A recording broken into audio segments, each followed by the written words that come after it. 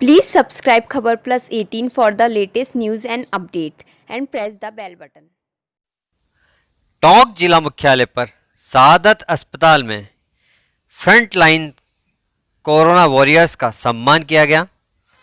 इस अवसर पर रोटरी क्लब टोंक और इनर व्हील क्लब की ओर से मेडिकल जो कोरोना वॉरियर्स हैं उनका सम्मान समारोह रखा गया था, जिसमें खुद जिला कलेक्टर टोंक गौरव अग्रवाल मौजूद रहे। उन्होंने खुले दिल से in front line corona warriors की तारीफ की। पिछले 4.5 महीने से 1 अप्रैल को टोंक के अंदर कोरोना पॉजिटिव आने की शुरुआत हुई थी और आज 10 की संख्या में कोरोना पॉजिटिव आने के साथ ही टोंक जिले का जो आंकड़ा है वो बढ़कर 500 हो गया है। ऐसी सूरत में तमाम जिले के जो लोग थे, जो मेडिकल विभागों से जुड़े हुए लोग थे, जो सड़कों पर सैंपलिंग के दौरान आइसोलेशन वार्ड में मेडिकल सेवाओं में जुटे हुए थे, इन लोगों का सम्मान एक सार्थक पहल है। जिला कलेक्टर टोंक ने भी मेडिकल कोरोना वॉरियर्स की जम के तारीफ की, इनके काम की तारीफ की। साथ ही उन्होंने संदेश भी दिया कि कोरोना अब कहीं न कहीं अपना असर दिखा रहा है, संक्रमण तेजी से फैल रहा है। उस सूरत में इन सब हालातों को देखते हुए टोंक शहर के अंदर 10 टीमों का गठन किया गया है। एक गजेटेड ऑफिसर इस टीम का एक हिस्सा होगा। ये टीमें गली मोहल्लों में, मुख्य बाज़ारों में घूमकर लोगों को देखेगी और जो सरकारी गाइडलाइन है जिसके तहत बिना मास्क के घूमना या सोशल डिस्टेंसिंग की अवहेलना करना, उन सब पर नज़र रखने के साथ ही उनका चालान भी काटा जाएगा। आज सआदत अस्पताल में कोरोना वॉरियर्स का सम्मान एक सार्थक पहल है। ये धरती के वह भगवान हैं जो पिछले 4.5 महीने से टोंक जिले के अंदर लोगों की सेवा में जुटे हुए नजर आते हैं।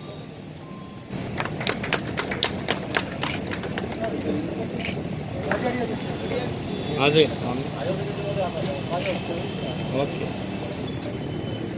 जी, ओके महेश बंदे, कमलेश बेरवा जी,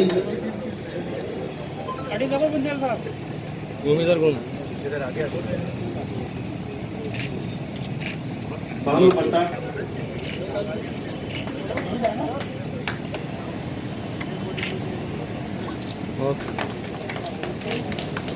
ओके मोहन जी यादव,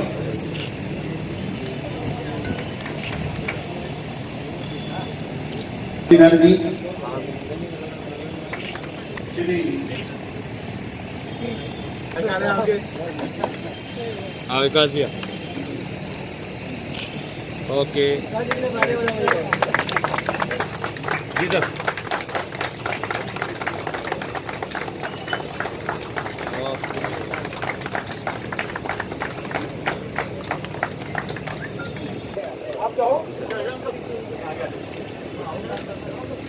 नई ऊर्जा के साथ में वापस जो है लगकर इस सेकेंड वेव को और प्रॉब्ली आने वाली और भी जितनी वेव्स हैं उनको कॉम्बैट करना है।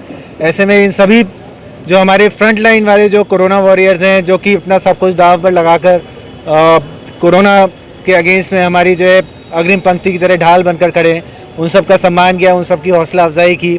उसके लिए जो है बहुत बहुत उनका धन्यवाद देना चाहूँगा तथा सारे जो कोरोना वॉरियर्स हैं उन सबका जो है नमन भी करना चाहूँगा। देखिए व्हाट्सएप नंबर जारी किया है, उसके पीछे क्या थीम है? इसके अंदर यही है कि अब पहले वाली स्थिति नहीं रही। पूर्व स्थिति में तो ये था कि जब पूरे राष्ट्र भर में जो है लॉकडाउन लगा था, वो इसलिए लगा था ताकि कंट्री की जो मेडिकल सप्लाईज हैं, जो इंफ्रास्ट्रक्चर है, मेडिकल इंफ्रास्ट्रक्चर, वो खड़ा किया जा सके, एक समय मिल जाए। लेकिन अब जो है लॉकडाउन कोई स्थायी समस्या का सोल्यूशन नहीं हो सकता।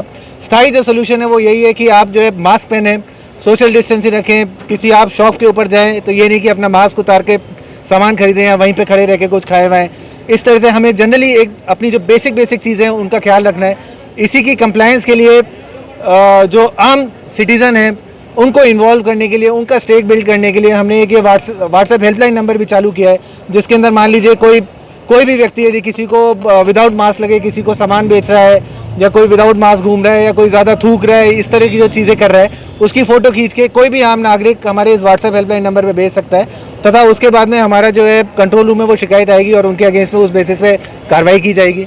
इसी प्रकार से आज हम यहाँ पे नगर परिषद क्षेत्र के अंदर हमने 10 टीमों का गठन किया है और प्रत्येक टीम के नेतृत्व एक गजटेड ऑफिसर करेंगे। उसके अंदर नगर परिषद के कर्मचारी होंगे, पुलिस के कर्मचारी होंगे, जिससे कि क्या है कि उन 10 टीमों को हम अभी एरिया अलॉट कर रहे हैं। अभी एक्चुअली उसी मीटिंग में मेरे को जाना है और उनको हम जो है यही कहेंगे कि आप कोई भी व्यक्ति जो है आप पूरे दिन भर बाजार में रहिए, कोई भी व्यक्ति यदि सोशल डिस्टेंसिंग या मास्क आदि की गाइडलाइंस का वायलेशन कर रहा है तो उसको समझाएं और उसका जो है ऑफेंडर जो होता है उसका सरकारी गाइडलाइंस के अनुरूप उनका चालान करें। कोई बार बार और यदि रिपीट ऑफेंडर करेगा, मान लीजिए चालान के बाद भी यदि कोई बार बार नहीं मानता तो फिर उसके कार्यालय या दुकान या जो भी प्रतिष्ठान है उसको सीज करने की कार्रवाई की जाएगी। जांचों का एक बड़ा सवाल सामने आ रहा है, जांचें काफ़ी कम हो रही हैं, जहाँ पे पॉजिटिव मरीज भी पाए जा रहे हैं, ना तो सैनिटाइजेशन हो रहा और ना जांचें हो रही हैं आसपास के। देखिए, जांचों का इसमें यह है कि गवर्नमेंट की तरफ से गाइडलाइंस आई हुई है। कोविड पॉजिटिव की जो जाँच होती है वो आप यदि इमीडिएटली सबकी करा लेंगे तो वो काफ़ी फॉल्स नेगेटिव उसके अंदर आ जाएंगे और फॉल्स सेंस ऑफ सिक्योरिटी आएगा।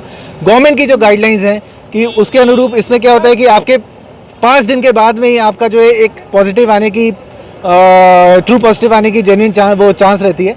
इसलिए गवर्नमेंट की जो गाइडलाइंस हैं उनका पालन किया जा रहा है। जाँच लेने के बाद, सैंपल लेने के बाद जब तक रिपोर्ट आने पर नेगेटिव नहीं होता तब तक जो है उनको होम क्वारंटीन के अंदर रखा जा रहा है। उनके जो घर हैं उनके आगे हमने एक जो पोस्टर है होम क्वारंटीन वाला वो भी जो है चिपका रहे हैं, जिसके ऊपर कंट्रोल रूम का भी नंबर लिखा हुआ है। तथा आसपास के नेबर्स, क्योंकि सबसे ज़्यादा रिस्क उन्हीं को होगा, तो आसपास के नेबर्स से मेरा गुजारिश है कि यदि वो देखें कि इस तरह के होम क्वारंटीन वाले व्यक्ति कोई बाहर आ रहे हैं तो हमारे जो कंट्रोल रूम के नंबर जो उसके ऊपर लिखे हुए हैं या जो व्हाट्सएप हेल्पलाइन नंबर उसके ऊपर लिखे हुए हैं उसके ऊपर सूचना देवें। जिलावासियों से क्या अपील करना चाहिए? मैं यही अपील करना चाहूँगा कि आप सब जो है अपने मास्क पहन के रखें। सबको जो है देखिए, घर के अंदर एंडलेसली कोई बंद नहीं रह सकता, रोजी रोटी सबको चलानी है। साल भर तक लॉकडाउन कोई रह नहीं सकता, जब तक वैक्सीन नहीं आता बेसिकली तब तक इसी तरह की सिचुएशन रहेगी। तो मेरा सबसे निवेदन यही है कि कोरोना के साथ प्रिकॉशंस के साथ में कैसे अपना कार्य करना है, कैसे बाहर जाना है वो करें, मास्क रखें, सैनिटाइजेशन करते रहें।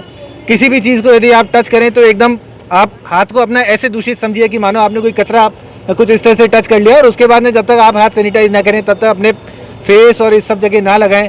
घर वापस जाएं तो आप नहाएं, कपड़े वपड़े धोएं, अपने जूते चप्पल जो है आदि बाहर रख के करें कि ऐसा ना हो कि आप यदि बाज़ार के अंदर इन्हीं चप्पल और जूतों से गए वही आप घर के अंदर ले जाओ, घर के अंदर आपका कोई बच्चा हो जो टच करे उसको। इस तरह के बेसिक प्रिकॉशंस आप रखें और यही रख के जो अपना कार्य करें। जब तक वैक्सीन नहीं आ जाता या जब तक कोई कारगर इलाज नहीं आता तब तक इसी तरह के प्रिकॉशंस रखने पड़ेंगे।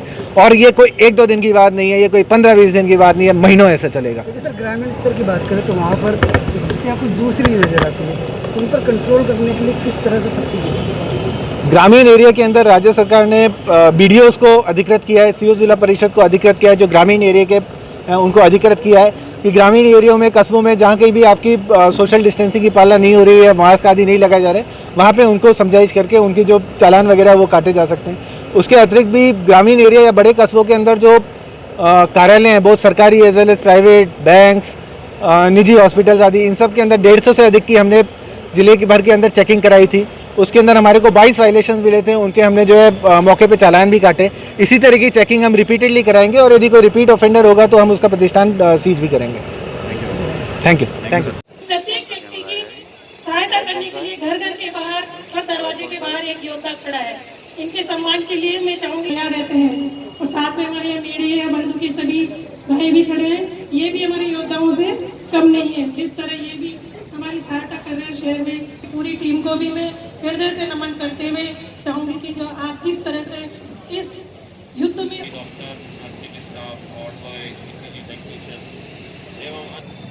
और एक ये जो एक तरह से महायुद्ध जो चला हुआ है, इसमें हमारे जो सबसे अग्रणी योद्धा जो है उनका हौसला अफजाई के लिए, उनका जो सेक्रीफाइस रहा है उसको रेकग्नाइज करने के लिए आपने एक इस तरह के प्रोग्राम का आयोजन। मैं बाबूलाल जी से निवेदन करना चाहूँगा कि आप श्रीमान कलेक्टर साहब का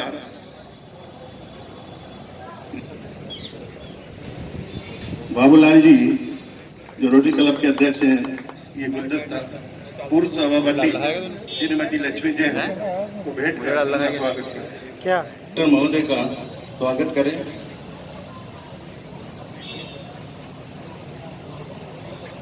नरेंद्र जी पाठक जो पीएमओ हैं, आप उनको पुष्प भेंट कर उनका स्वागत करें।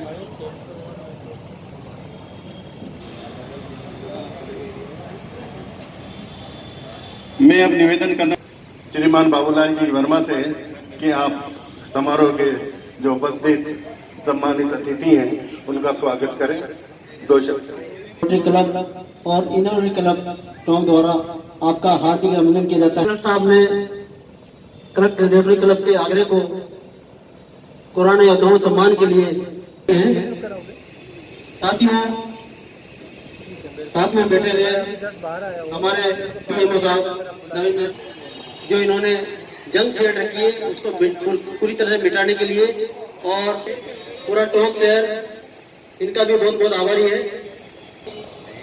लक्ष्मी जी देवी जी पूर्व जो चेयरमैन साहब है वो यहाँ पे जो है जिस तरह से आप कोरोना योद्धाओं का सम्मान कर रहे हैं, आगे भी मैं आपको एश्योरेंस देता हूँ कि आपकी जितनी भी ये ग्लोबल एक्टिविटीज है सब में जो है बचपन की जो मेरी यादें होती हैं, तो उसके बाद इतना पानी बह गया है कि मैं याद करें कि महाराज में जो है जिनके कितने 30-40 केसेस ही आते थे, उतने भी नहीं आते थे, लेकिन जो भय था वो भय का कोई जो है कंपैरिजन नहीं था। मेरे को अच्छे से याद है कि मतलब पूरी सड़कें एकदम। सब्सक्राइब करें खबर प्लस 18 को और प्रेस करें इस बेल को, खबरों के लिए बने रहें।